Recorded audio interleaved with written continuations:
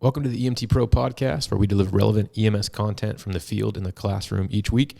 Each episode of this podcast can get you 1 full hour of continuing education through our partner, emt-ce.com. So head over there for more information. So super excited about today's episode. We've got a really fun topic. And before we get into that, I'm going to introduce my two guests, co-host Dan. Dan, say hi. Hello, everyone. And we've got Holly back for episode 5, I think we're on. So Holly, say hi. Hello. Holly, you're basically a contributing, co-host to this at this point, because 2 out of 5 episodes, that's like 40%. So you're in. More than just the peanut gallery at this right. point. Right, exactly. So today we are talking about a really fun topic that I want to make a series on with this podcast. And today we're going to talk about that crazy call I had, ... And today's topic is going to be cardiac related topics. And so I know we've got some fun cases to go over, and I want, as one of the three of us are talking, I want you guys to be peppering the other two people to be peppering the person with questions and getting clarification, because there's going to be some crazy stuff talked about today. Okay. And I want to get your guys' input and see what you're thinking, because this is going to be a lot of fun. Let's just get right into it. I'll start out with my call, and you guys hit me with whatever questions you have, because this one's pretty nuts. Okay. I'm excited. All right. So this was, this must have been at least 7 or 8 years ago now. But it's that one call when we're talking about crazy cardiac related topics that come up, drinking beers or having coffee with your crew or whatever it is. For me, this is one of those calls that instantly comes to mind, because there were just so many crazy underlying factors that came into play with this one. So it's not necessarily that the call was complex or anything like that as far as, treatment, but it's just nuts. So we'll just get into it. So we're dispatched for a person down, possible breathing difficulty. And we're going to a rural part of our district.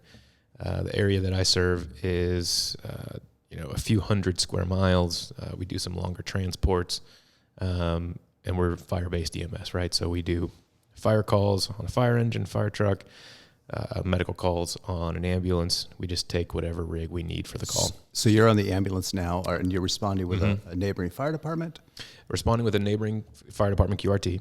Okay. And I've got a crew of 3, including myself, and 3 medics on my crew, which was nice, and going to an area that only has EMT basics. Okay. So as we're going out there, we're kind of thinking, okay, this sounds kind of ho-hum, it's probably nothing. And we look at the CAD notes. CAD notes are kind of vague, but they're telling us that we're going to what appears to be like a group care home or an adult foster care home. Okay. So we're kind of starting to get our minds wrapped around that, En route, we're probably, this is about 15 minutes to get out there. We're about 5 minutes post-dispatch, about 10 minutes away from the call. They upgraded to cardiac arrest. So QRTs get on scene, and they confirm, CPR in progress. We're doing compressions, and that was, I think, pretty much all they gave us en route, which was fine, right? I mean, Paints a clear enough picture. Right.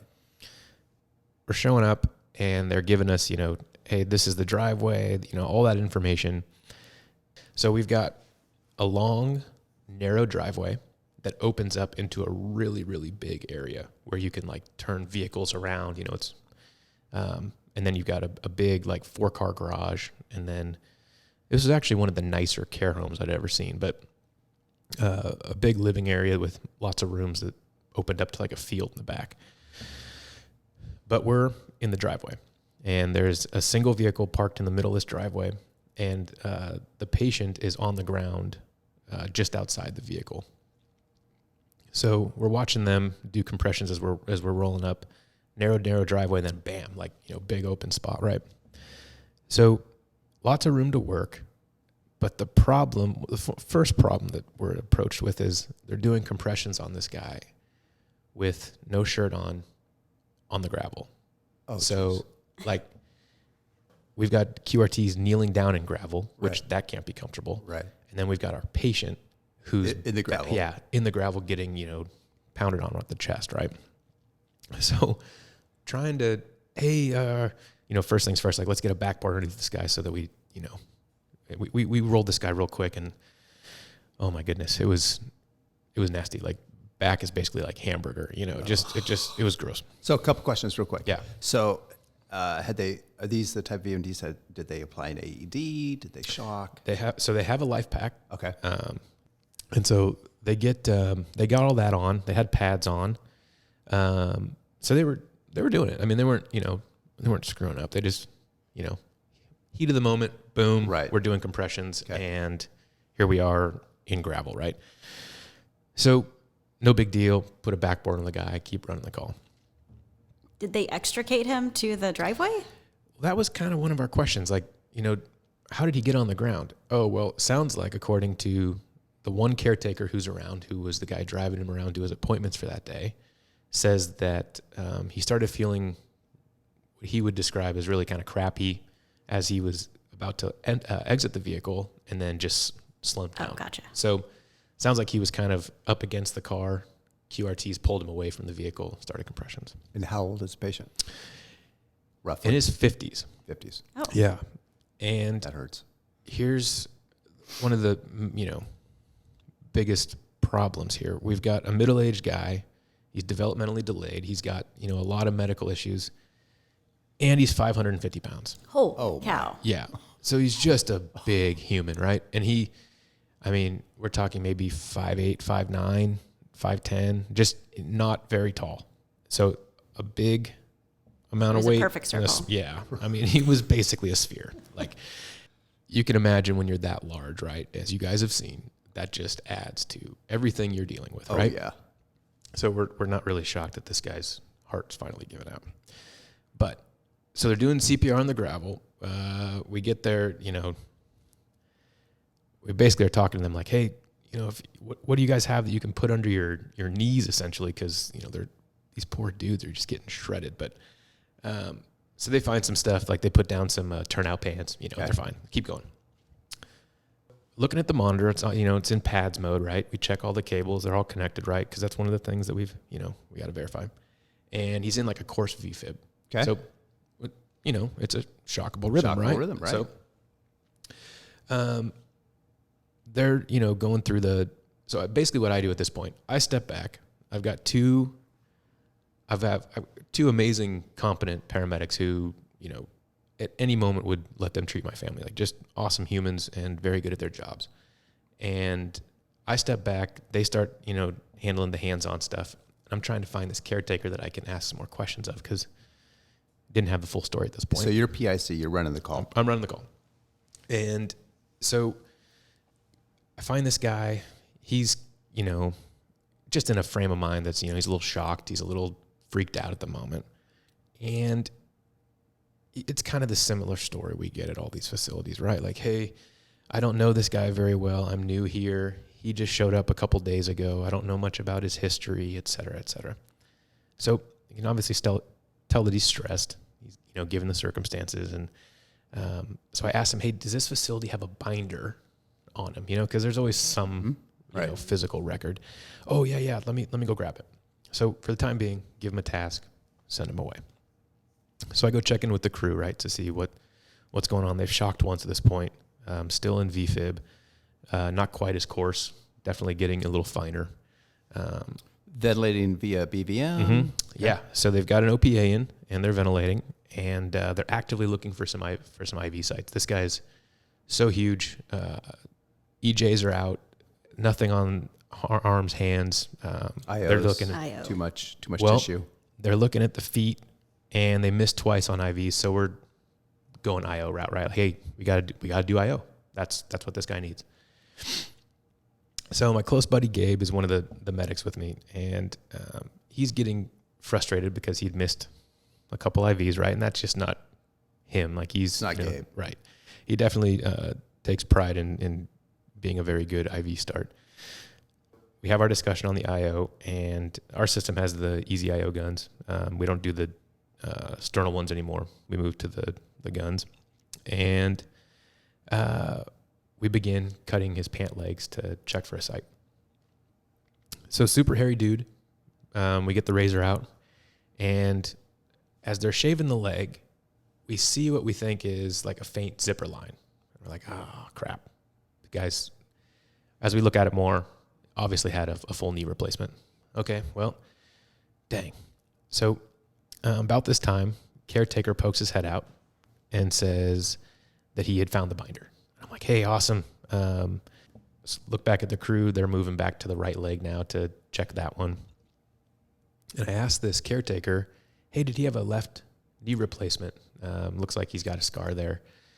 And he starts flipping through the binder pages. So they got the gun out. They're about to drill the right leg. And he shouts, oh, it says both knees have been replaced.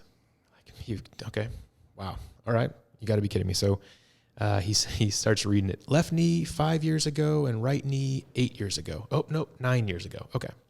This guy's got some issues, right? And so we're, okay, no problem. We'll just move to distal tibia. We look at each other, and we had this moment, though, like on scene. Like, I'm looking at him, he's looking at me, and we're just like, you got to be kidding. Like, everything about this call just seems to be not this guy's day, right? Every intervention we're trying to make just isn't working out. So we move to distal tibia, because that's one of the sites that we have in our protocols. And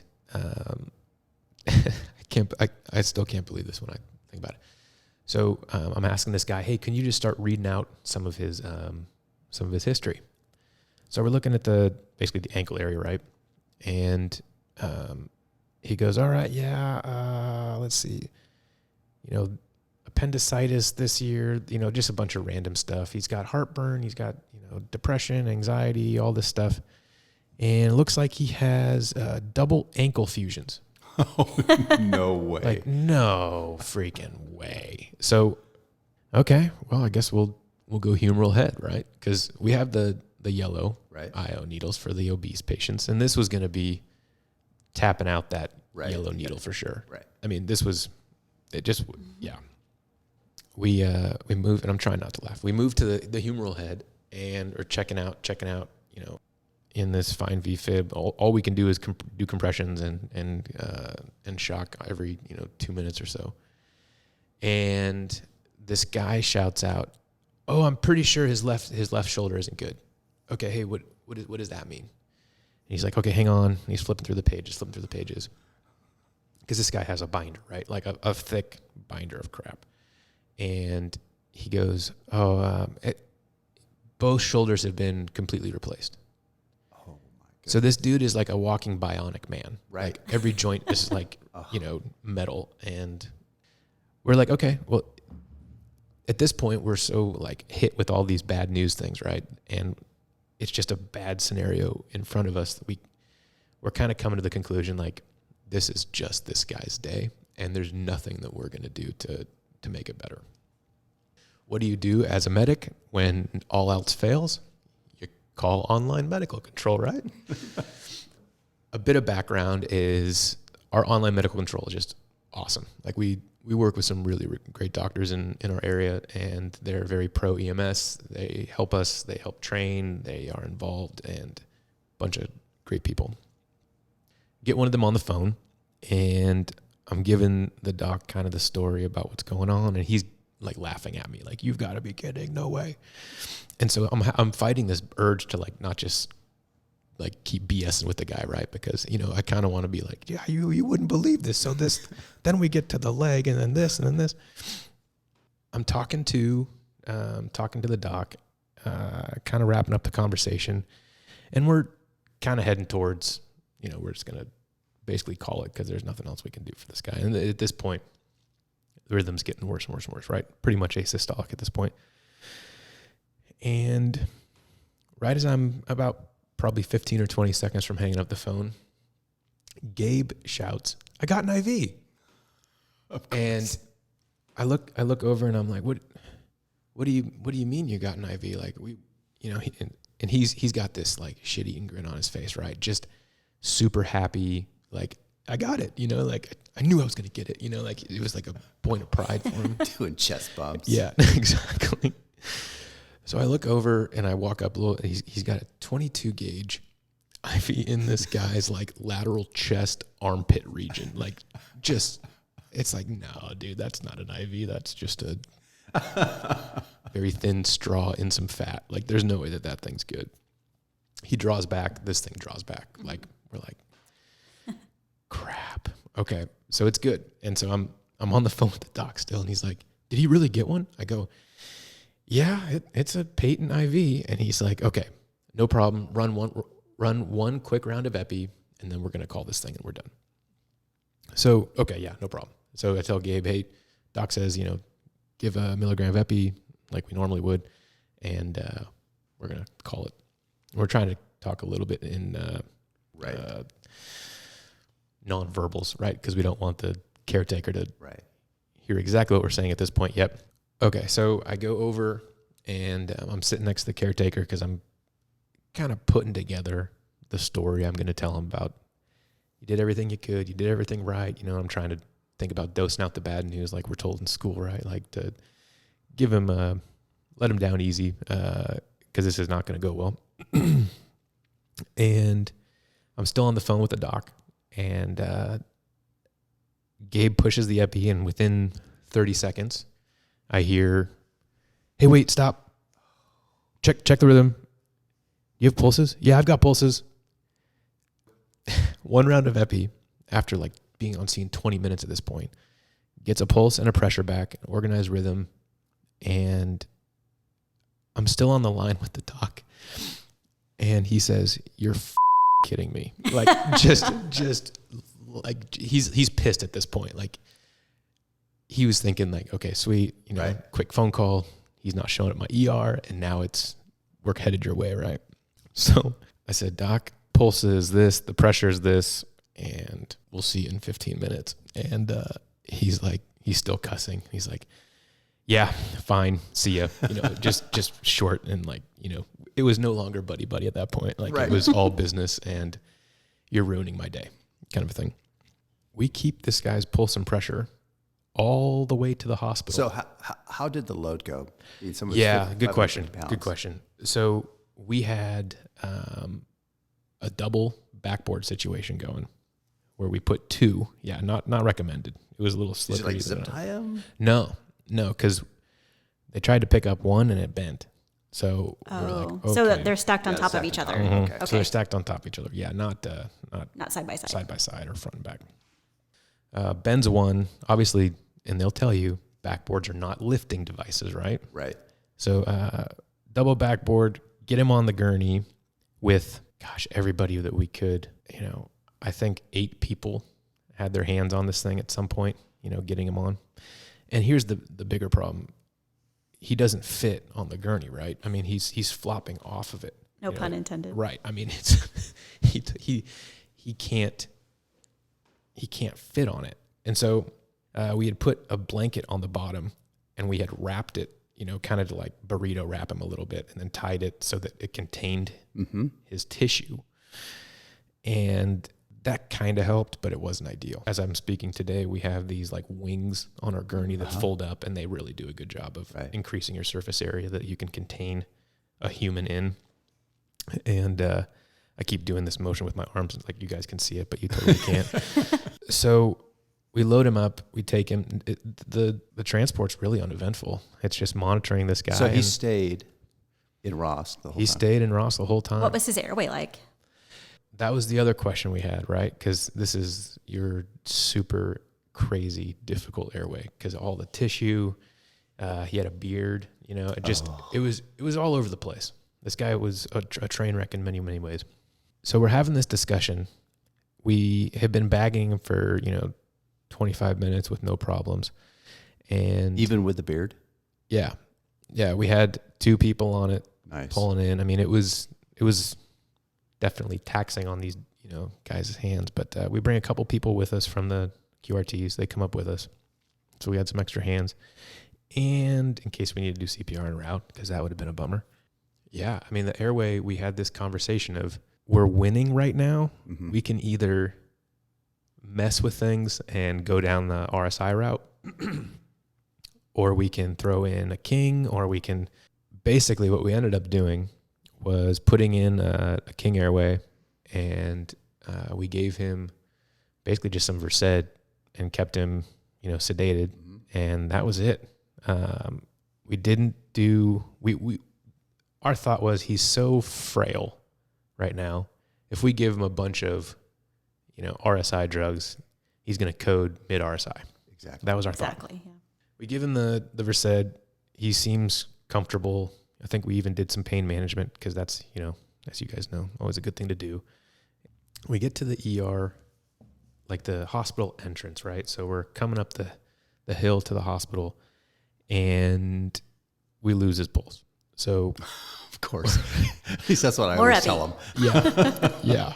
So we are pulling in the ambulance bay. We're doing compressions, and it felt like, were you guys ever big ER fans back in the day? Yeah. Oh man, I used to buy the seasons of that show. I loved it. Dr. Mark Green. I mean, yeah. Man crush. Anywho, total man crush. You should have seen Steve's eyes right there. I know, they got big. Yeah. He was so talented. He was a great doctor that he played. Dreamy. Yeah, exactly. George Clooney was on that show too. It's like this scene out of ER where, we come wheeling in. We got the dude doing compressions while standing on the side of the rail as we're, wheeling in. And I make eye contact with the doc That you had talked to. that I had talked to on the Right. phone. And he just looks like he wants to wring my neck. Like, are you freaking kidding me, Steve? Like, he's just so disappointed in me. Like, I let dad down, You're grounded. Yeah, I literally thought I was going to, lose privileges that weekend. And I walk in, I tell him the story, and he's like, yep, okay. He pushes another round of epi. Nothing happens. And he says, anyone else see a reason to keep doing this? Everybody is silent. They call the code, and we're done.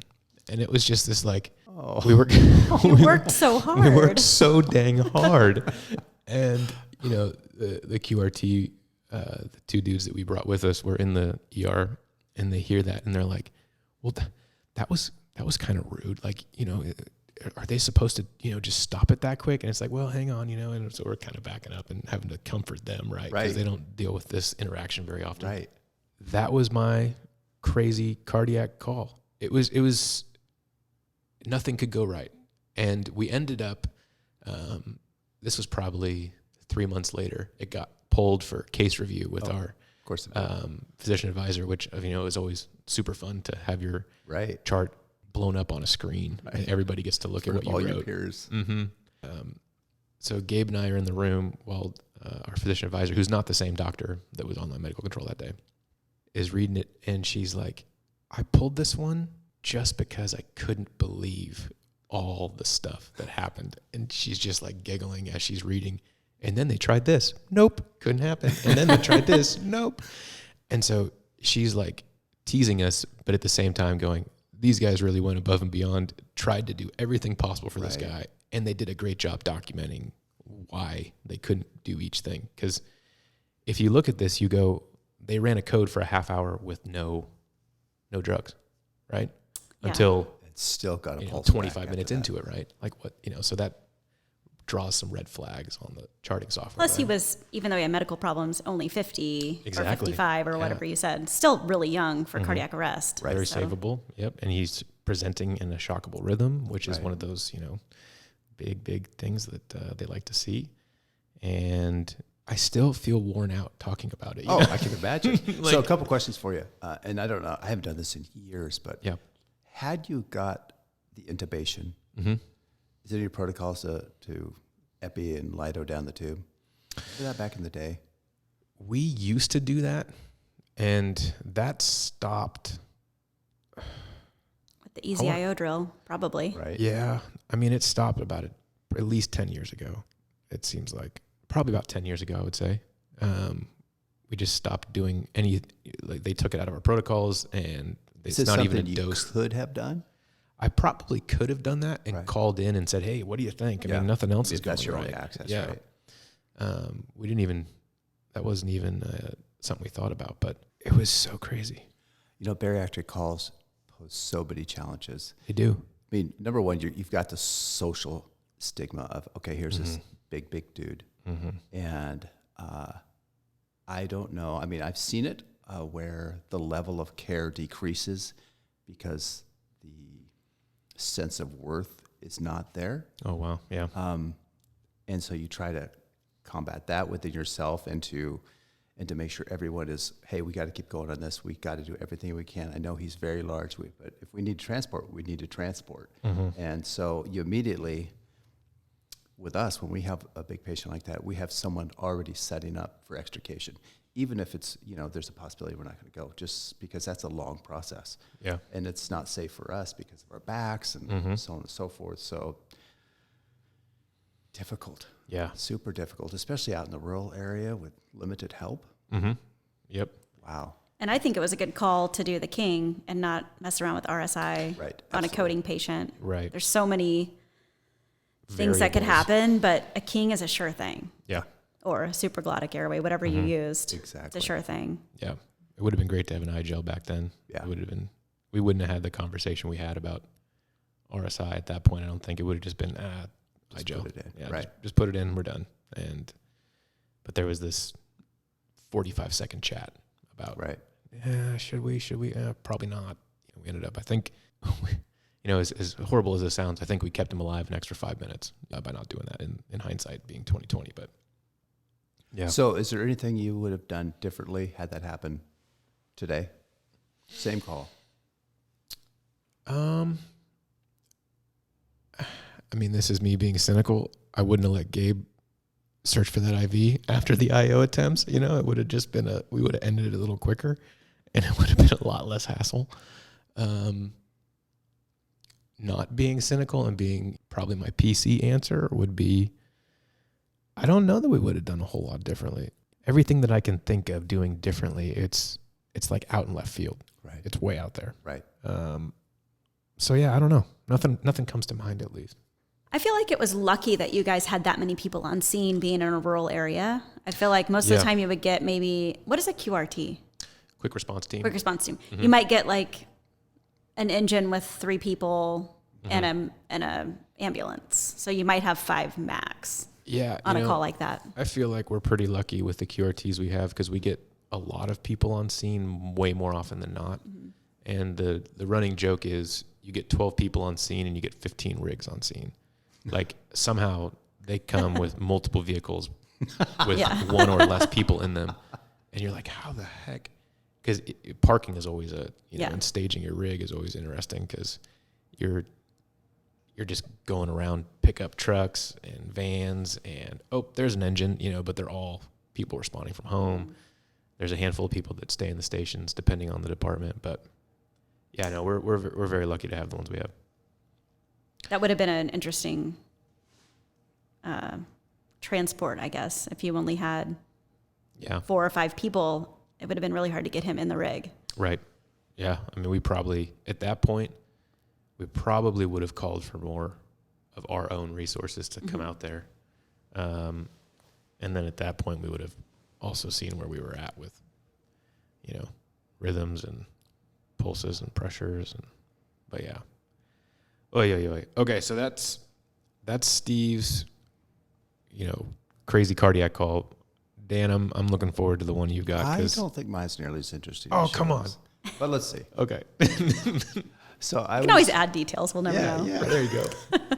So I was working on a helicopter out in high desert, and it was the middle of winter time, and I was working obviously with a nurse, and we get called to a cardiac arrest up on the pass So you said obviously with a nurse because you're on a helicopter, you've got Nurse, a pilot, nurse, critical medic. care nurse, critical care medic. Yep. Okay.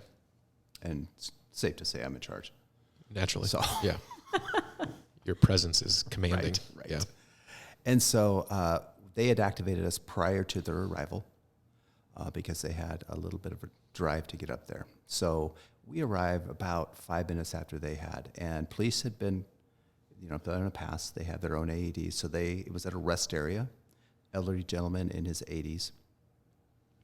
And so they drug him out of the bathroom because he coded in the bathroom. Normal sized guy, maybe 180, 190.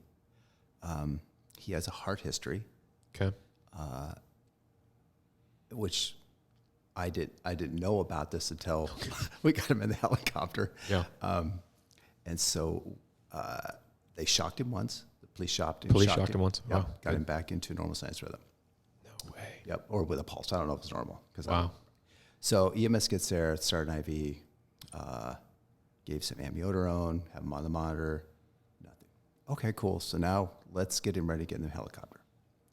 And so we're on the east side of the pass. The west side of the pass is cloudy, foggy. So we're going to a good hospital on our side. Get the patient loaded, and we're mixing up an amiodarone drip, getting all this stuff ready to go. Look at the monitor. Monitor looks all right. We have about maybe an 18-minute flight to the hospital. And so I'm sitting in the seat that's directly above him. So I'm looking down, and I'm looking at his chest, and some old people, I'm getting up there, so I have funky-looking chests. Okay. Well, this dude had a funky-looking chest. Okay. Wow. I don't know, maybe that's a war injury or something. I don't know. And he goes into VFib again. I go, oh, okay, well, we should probably start CPR. What's a funky looking chest? Well, I'll get to that in a Okay. second. Okay. And so I stand up because the nurse is getting ready to shock the patient. And I go down to start CPR. And this dude has no sternum. So he was born without one? Yeah. Oh, wow, So okay. no sternum. I'm seeing this Oh, protrusion, that's his bulge, which is his heart. that's his Oh heart. my. And so, I put my hand on it, and it's like, remember AMT basic Yeah. class when you were afraid to touch the person that you were doing the assessment on? It was kind of like that. It's like I'm gingerly touching this guy, like, oh my gosh, it's this heart. Yeah. I don't want to touch him. Right. But I've got to get pumping on that thing. Mm-hmm. And so I put my hand over it, and of course, in my mind, I think I can feel it fibrillating, right? Which, of course, I can't. It's just the vibration of the Just the helicopter, vibration Dan. of the helicopter, and my own hand shaking, right? Right. And so I'm pumping away, and I think, oh man, I'm gonna make this heart explode. And then, please shock, get him out of this. And so she goes, clear. She shocks, and of course, the heart looks really weird in my mind, like it gets really, really big in my mind. Yeah. And then Yeah. it goes back down to normal, and then I can see it pumping. No way. I can see through the skin, and it's Creepy. like, and I touch it, and sure enough, it's a heartbeat. Yeah. And How did you document that pulse? Yeah. it wasn't a carotid, it wasn't a femoral. Anterior sternal pulse. Yeah. Wow. And so the shock worked, and we were about 8 minutes out from the hospital at that point. And so the amiodarone drip is going. I'm just hoping and praying that he does not go back into VFib. And So real quick, you did an amiodarone drip because you got him back with amiodarone, or because he was in a rhythm that needed because it? EMS had given him amiodarone on scene. So they Okay. gave him 300 of amiodarone on scene. So you're giving him like 150 over 150 10? over 10. Okay. Yep. Follow your protocols. Follow your local protocols. Yes. Did he get epi too? He got epi on scene. Yeah, we didn't give him any because we were able to shock him out. Okay.